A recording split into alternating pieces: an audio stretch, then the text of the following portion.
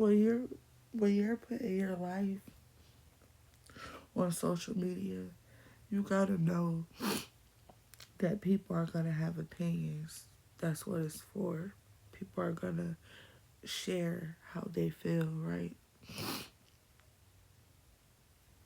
That's just what it's for. And I only say that because I just want y'all to know, like, all the negative shit, the bad comments, the trash talking, I don't give a fuck about, because I know that it's a public platform and you guys are gonna share your opinion. Like, y'all gonna share y'all opinions either way, whether I ask for them or not. So it just really doesn't matter to me. But anyways, on to the topic of this video. Today is a very, very, very hard day for me and my family. Because I'm not just going to say me, it's me and my family walking around like in our house. You could just feel it. You could just feel. But today, February the 7th, 2024, February the 7th is my big brother, Travis Hartsfield's birthday. He is our oldest brother, and he is no longer with us anymore. August the 8th of 2016, the police had came to our house. They pulled up. Me and my mama had literally just got up, getting ready to do everything that we was gonna do for the day, because I had to go to school. School started August the 10th, so I was about to go school shopping. She was about to get me together for school. Um, I was a freshman going into high school. I was 16. Um, the police came and they asked for the parent of Travis Hartsfield. But see, my brother, he went to prison. My brother did 6 years, 6.5 years, something like that in prison time. He had just got out probably about 6 months before this.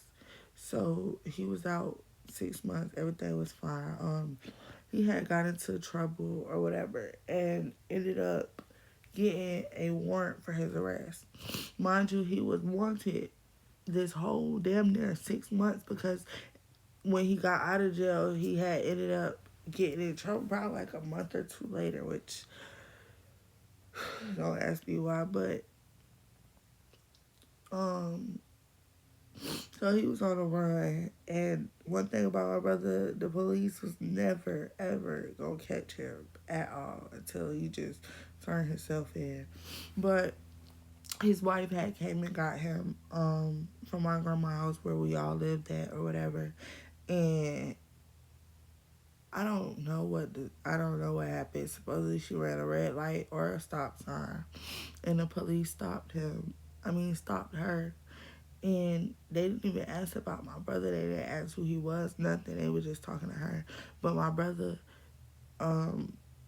spoke up and said, "My name is Travis Hartsfield. I have a warrant for my arrest, and I want to turn myself in." So he ended up going with them. He went to jail. My brother had to do 30 days in the county jail. And he had 6 years under his belt from prison. We talked to my brother. We made arrangements to go to visitation. Visitation would have been the next day after the police came and seen us. And when they came, they asked for the parent of Travis Hartsfield. My mama said, "That's me, but what are y'all here for?" Because he's already at the jail. They say, "Yes, ma'am, I know. Unfortunately, we came to notify you guys that there's been an accident. There's been a situation there's he said Travis expired through the night. Expired. Like my brother was from bad food or something. Expired through the night. It is still an ongoing investigation, but we believe that it was a suicide. So in my mind, if it's a suicide, what the fuck are y'all? What are y'all doing? What is there to investigate? If it's a clear sign to a suicide, what is there to investigate? Y'all, my brother was like 6 foot fucking. I don't even. The man was huge, y'all. He was huge. He was huge. Had to duck down to come through doors type shit. He was huge. They said he put a sheet around his neck, tied it to the top of the bunk of the bed in the confinement cell that they had threw him in after they were macing and tasing people through their cells because the jail and the inmates was going at it. The inmates was causing riots. The officers were macing and tasing people. My brother was not the only one to pass away under these type of circumstances from DeSoto County Jail. However, that's what they told us. He tied the shit to his neck and he leaned forward. I thought it wasn't physically possible to hang yourself that way. Like I thought as a human being you would just lean back just to get like just fuck it. I'm not gonna like if you're leaning forward and you're choking, any human being would just lean back and I'm just I don't know. And I didn't want to accept suicide. Never wanted to accept that shit. Always wanted to blame it on something else, blame it on. But here we are. 8 years later, and I've accepted it. And I know now more than fucking ever that mental health is important as fuck. Cause you will never really know what the fuck people going through. Like you just wouldn't.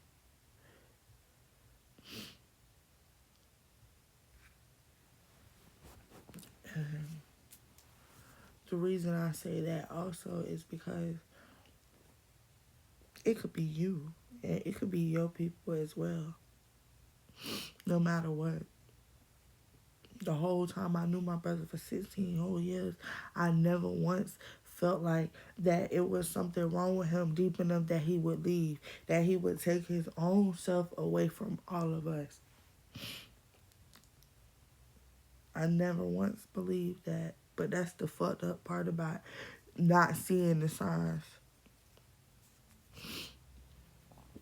It's one of them days where I just really stay in my bed unless my mama might want to do something or if my nieces and nephews, his kids, come over. Like, but other than that, it's just